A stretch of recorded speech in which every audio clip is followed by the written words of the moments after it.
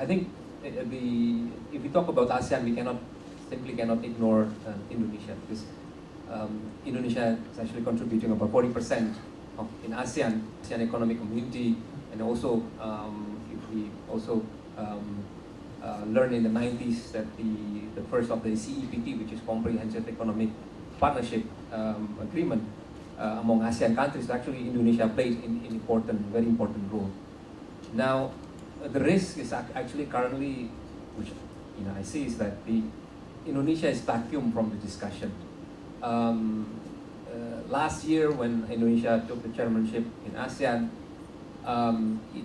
it's sort of like an offer initiative that, look, I mean, if we talk about greater regional economic integration, Indonesia wants to see a greater partnership in that context, which I think is a really great and relevant topic.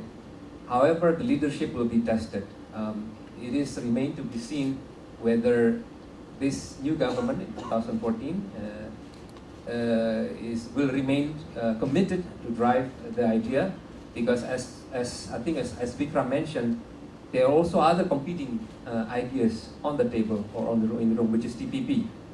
Now, this is simply a beauty contest. In one hand, Indonesia is trying to put something on the table that hopefully could also appeal to ASEAN and plus the other members, 6 dialogue members, for example, China, India, Australia, and New Zealand. But at the same time, there's also a competing idea for really aggressive trade and investment liberalization driven by the United States. Now, as far as I understand, there are challenges in driving RCEP as well as TPP. On RCEP, pretty much this discussion is still around the modalities in which how we actually countries can agree upon a template for negotiation.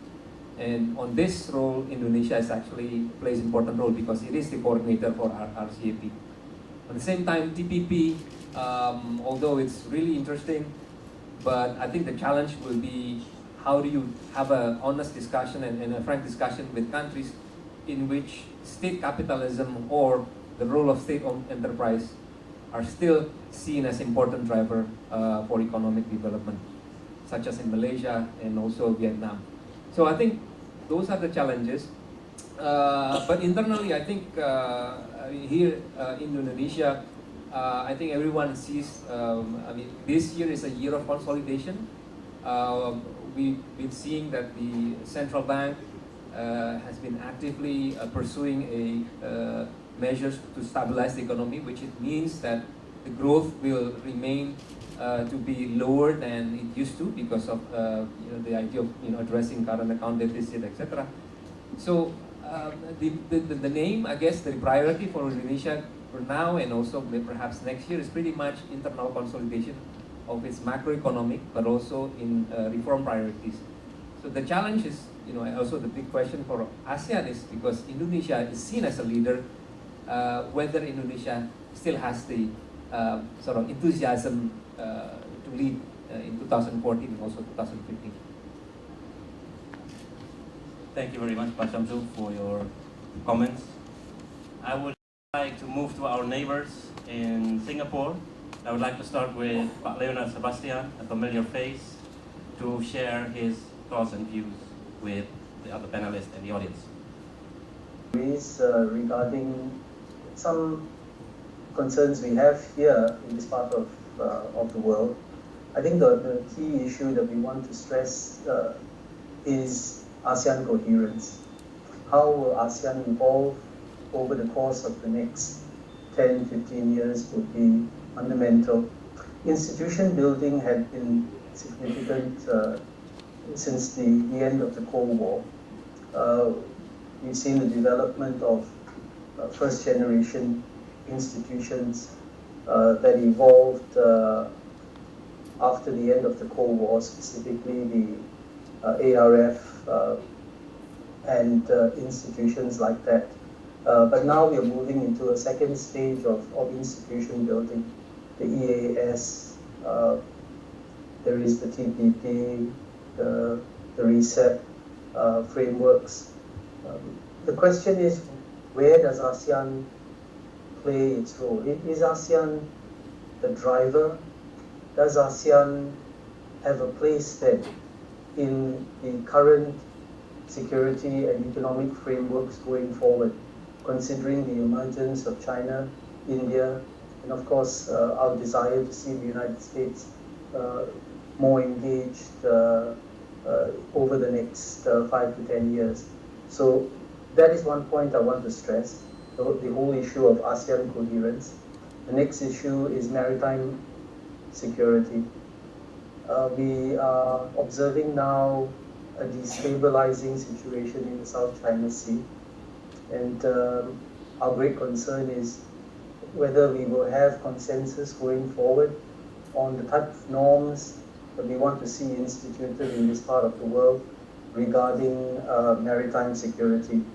Non-traditional security concerns also continue to plague us. We've seen the aftermath of the typhoon in the Philippines, and Ibu Devi has just mentioned the difficulties she's faced with the earthquake and the flood situation in Jakarta. But the reality is, how can we put in place secure, stable frameworks for humanitarian assistance and disaster prevention, considering the wide range of problems that we face in this part of the world. Bilateral relations are also frayed. Witness the problems between Cambodia and Thailand. How can ASEAN states move forward, build a more coherent relationship under the type of frameworks that we have adopted, while addressing some of these thorny bilateral problems that still exist? The ASEAN Economic Community, we would like to see more progress there. And I think going forward, we have to think in terms of perhaps in 2025, a new framework, a new blueprint to take the region to another level. The final point I want to stress is the importance of the role of Indonesia. I acknowledge the points of Ibu Devi. I think Indonesia will have a momentous election coming up in a few months, and we hope to see an Indonesia focused and certainly providing ideas and leadership in this part of the world. And we hope to see greater cooperation and deepening of the relationship between ASEAN and the United States in the years ahead as we try to grapple with the new challenges that we see emerging in the Asia-Pacific region. We give the mic to Prof. Ranu. Thank you. Rana is my name.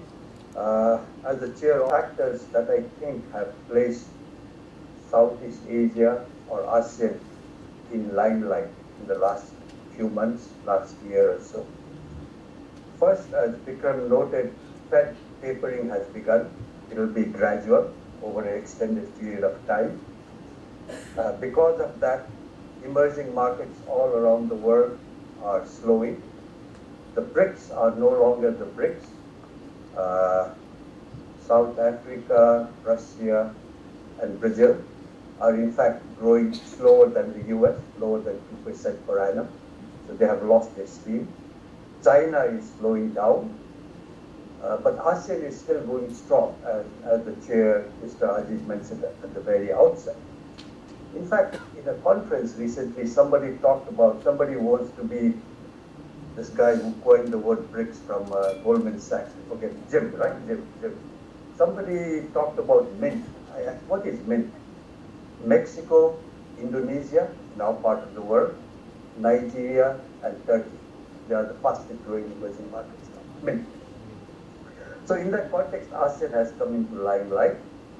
Secondly, the problems in Northeast Asia, China, Japan now, and Vikram mentioned South China Sea and so on. So ASEAN is still very much involved in that. And Fortuna mentioned about, and also Leonard, of course, EEC 2015. Will we have the EEC by the end of next year? Will ASEAN make it or not?